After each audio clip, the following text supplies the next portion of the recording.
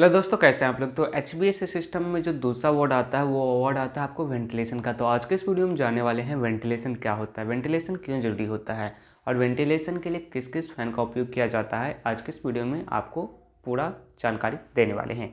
अगर आप चैनल पर पहली बार आए हैं तो चैनल को सब्सक्राइब कर सकते हैं। अगर आप HBS से रिलेटेड पोस्ट और आर्टिकल पढ़ना चाहते हैं तो आप मेरी वेबसाइट पर जा सकते हैं, उसका लिंक हम डिस्क्रिप्शन में डाल देंगे। तो आइए जान लेते हैं वेंटिलेशन के बारे में।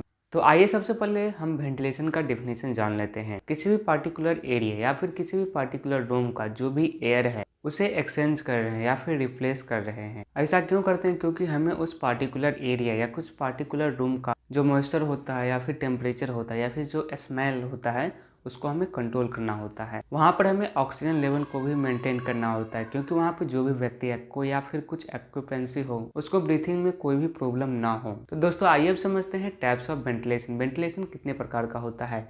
वैसे तो आपको वेंटिलेशन दो प्रकार का होता है। पहला होता है नेचुरल वेंटिलेशन, दूसरा होता है फोर्स वेंटिलेशन, जिसे कि आपको मैकेनिकल वेंटिलेशन भी कहा जाता है। जो फोर्स वेंटिलेशन होता है उसमें हम मैकेनिकल फैन यूज करते हैं, जैसे कि आपने किचन में या फिर बेसमेंट में जो कार पार्किंग होता है उसमें आपने देखा होगा, वहाँ पर हम फैन के द्वारा पूरा प्रोसेस करते हैं, इसलिए इसे आपको मैकेनिकल वेंटिलेशन या फिर फोर्स वेंटिलेशन कहा जाता है। दूसरा वेंटिलेशन आता है नेचुरल वेंटिलेशन। नेचुरल वेंटिलेशन में आपको किसी प्रकार का फैन का उपयोग नहीं होता है। यह जो वेंटिलेशन होता है बाय विंडो होता है या फिर नेचुरली होता है। जैसा कि एक रूम है उसमें आपको एक ओर से फ्रेश एयर दे रहे हैं और दूसरी ओर से क्या कर रहे हैं तो एग्जॉस्ट कर रहे हैं, ताकि जो अंदर का एयर है वो क्या होता रहे तो एक्सचेंज होता रहे, ताकि रूम में ऑक्सीजन लेवल मेंटेन है और रूम का जो टेम्परेचर है वो भी मेंटेन है, ताकि रूम में जो स्मेल होता है स्मेल वो भी आपको मेंटेन है, जो गंदे स्मेल होते हैं वो बाहर निकल जाए। ओके तो दोस्तों आइए आप जानते हैं जो वेंटिलेशन में कितने टाइप्स का फैन का उपयोग किया जाता है इसके बारे में। तो सबसे पहला होता है इसमें वॉल माउंटेन प्रोपेलर फैन। इस फैन का ज़्यादातर उपयोग आपको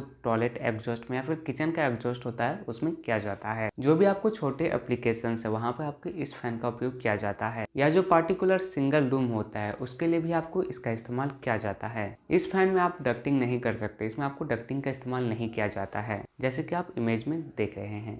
दूसरा फैन होता है आपको इनलाइन सेंट्रीफ्यूगल फैन। यह फैन जो होता है वो एयर फ्लो को रेडियल और परपेंडिकुलर डायरेक्शन में एयर को फ्लो करता है।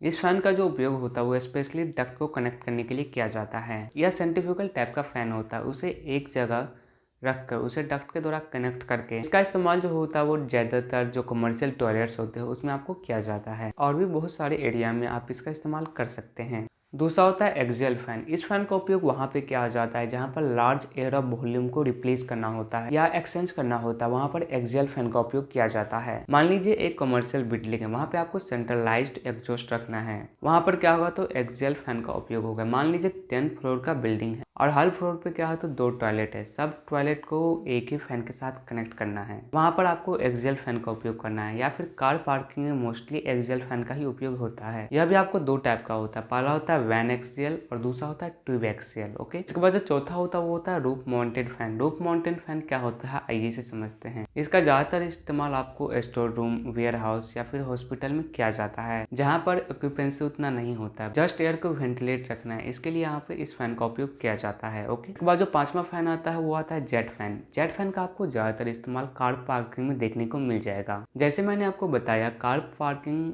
में ज्यादातर एक्सियल फैन का उपयोग किया जाता है, क्योंकि वहाँ पर एयर की क्वांटिटी बहुत ज्यादा होती है। अगर वहाँ पे हम डक्ट के थ्रू काम करेंगे तो कार पार्किंग में क्या होता है तो हाइट कम होता है, तो फिर क्या होगी तो कार जो पार्किंग होगा उस पार्किंग को करने में दिक्कत होगी, इसीलिए वहाँ पे क्या होता है तो जेट फैन का उपयोग होता है। जेट फैन क्या करता है तो एयर को आगे पुश करने का काम करता है। यह फैन भी आपको 2 टाइप का आता है, पहला आता है राउंड में और दूसरा होता है स्क्वाड में आता है। ओके तो दोस्तों आइए अब समझ लेते हैं जो एग्जॉस्ट एयर कैलकुलेशन होता है उसे आप कैसे निकाल सकते हैं बड़ी ही आसानी से। तो आइए देख लेते हैं। तो आइए एक एग्जाम्पल से समझ लेते हैं। मान लीजिए आपका एरिया 3000 स्क्वायर फीट है और जो ACH है वो कितना है तो 15 है, जो हाइट है वो कितना है तो 10 फीट है। जो जिसका हम निकालेंगे वो क्या है तो कमर्शियल किचन है। कमर्शियल किचन का हम आपको निकाल के दिखा रहे हैं। तो एग्जॉस्ट एयर बराबर होता है ACPH गुने एरिया गुने हाइट बटा 60। जो एरिया होता है वो आपको स्क्वायर फीट में लेना होता है और जो हाइट होता है वो आपको फीट में लेना होता है। ओके तो इसमें क्या वैल्यू आ जाएगा 15 गुने 3000 गुने 10 बटा 60। तो एग्जॉस्ट एयर बराबर कितना हो जाएगा 7500 CFM हो जाएगा, यानी कि वहाँ पे आपको 7500 CFM के एग्जॉस्ट लगाने की जरूरत है। ओके तो आइए अब देख लेते हैं फ्रेश एयर कैसे कैलकुलेट करेंगे फॉर कमर्शियल किचन में। तो आइए इसे समझते हैं। जो कमर्शियल किचन का ACPH होता है वो 12 से लेकर 15 होता है, यहाँ पे हम क्या लेंगे तो 12 लेके